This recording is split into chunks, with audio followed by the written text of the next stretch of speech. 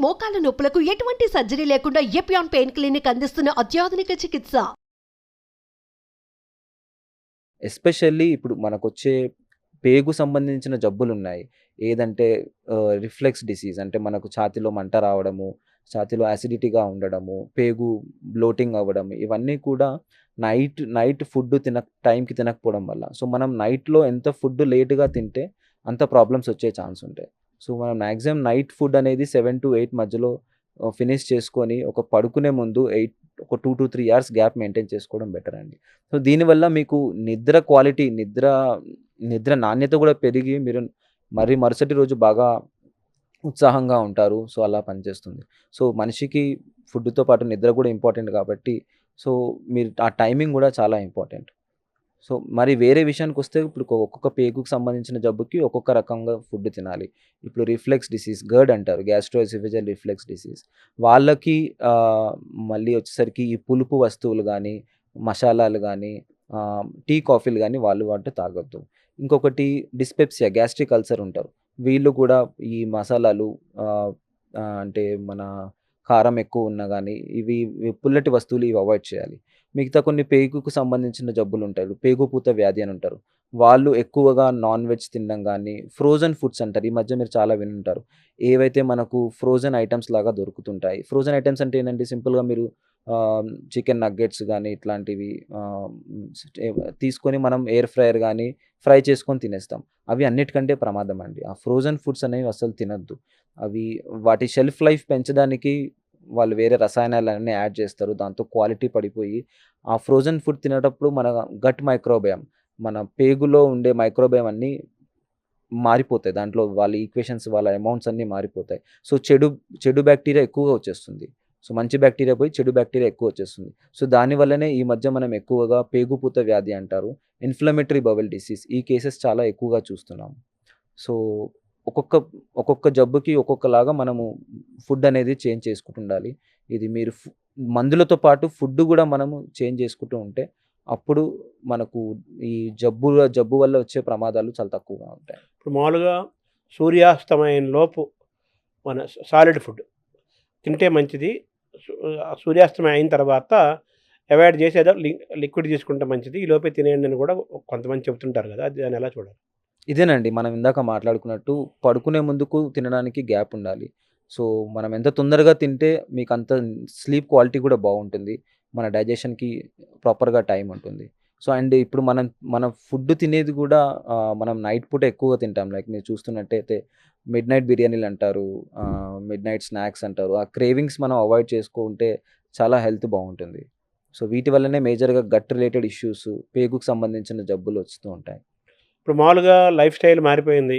ఒకప్పుడు పల్లెల్లో ఉండేవాళ్ళు, చిన్న చిన్న పట్టణాల్లో ఉండేవాళ్ళు. బాగా క్రమశిక్షణగా లేవటము, స్కూల్‌కెళ్ళటమో, లేకపోతే ఉద్యోగానికెళ్ళటమో, ట్రై అవ్వటము, ఒక ఇంటి గంట పనుకోవటము, ఒక రకమైన జీవన విధానం ఒక 30 ఇయర్స్, 40 ఇయర్స్ వరకు ఉండేది. ఇప్పుడంతా ఉరుకులు పరుగులు అయిపోతోంది. తర్వాత ఎవడు పెందలాడి పనుకోవట్లేదు.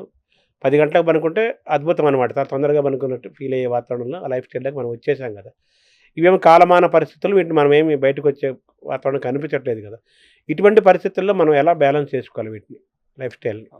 చూడండి మాక్సిమం అంటే మన ఎంత ఎంత వీలైతే అంత విధంగా దీన్ని మనము టైం చేంజ్ చేసుకుంటేనే బెటర్ అండి. లేదంటే ఇప్పుడు పోతున్న కొద్దీ ఇదే స్ట్రెస్ దీంతో పాటు మనకి ఎప్పుడైతే నైట్ షిఫ్ట్స్ నైట్ అంటారు కదా! దాంట్లో ఒత్తిడి కూడా ఎక్కువగా పెరుగుతుంది. సో, ఇవన్నీ కలిపి మన శరీరం మీద బాగా ఎఫెక్ట్ చూపిస్తుంది. సో, మాక్సిమం ఇవన్నీ అవాయిడ్ చేయాలి. ఉన్నా గానీ కొన్ని రోజుల వరకే ఉండేటట్టు చూసుకోవాలి. ఒకవేళ అలా ఉన్నా గానీ మీరు క్రమశిక్షణ డిసిప్లిన్‌తోని అన్నీ పాటిస్తే మీరు ఎక్కువ రోజులు నైట్ షిఫ్ట్ చేయొచ్చు.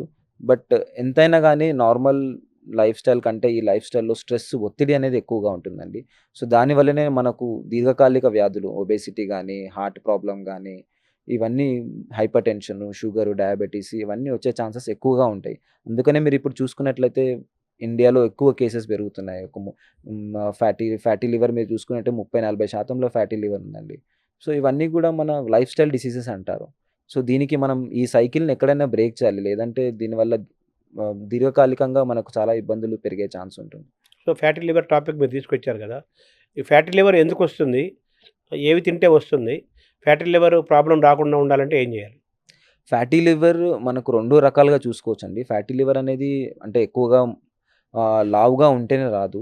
సన్నవాళ్ళలో కూడా ఫ్యాటీ లివర్ ఉంటుంది. సన్నవాళ్ళలో వచ్చే ఫ్యాటీ లివర్ అది జన్యుపరంగా కానీ, లివర్‌లో ఇబ్బంది ఉన్న పరంగా. కానీ మనం మేజర్‌గా చూస్తుంది లావు ఎక్కువ ఉండడం వల్ల. ఒబేసిటీ రిలేటెడ్ ఫ్యాటీ లివర్ అంటారండి దీన్ని. సో, బిఎంఐ మనం ఎప్పుడైతే బిఎంఐ ఇండియన్స్‌కి 23 కంటే ఎక్కువగా ఉంటే ఫ్యాటీ లివర్ ఎక్కువయ్యే ఛాన్సెస్ ఉంటుంది. సో, ఈ ఫ్యాటీ లివరే ఈ ఫ్యాటీ లివర్ ఉన్న పేషెంట్స్‌లో మనకు డయాబెటిస్, షుగర్ గూడా ఎక్కువగా అనిపిస్తుంది. అదర్‌వైజ్ అదే షుగర్ ఉన్న పేషెంట్స్‌లో కూడా చూసుకుంటే ఫ్యాటీ లివర్ అనేది ఎక్కువగా ఉంటుంది.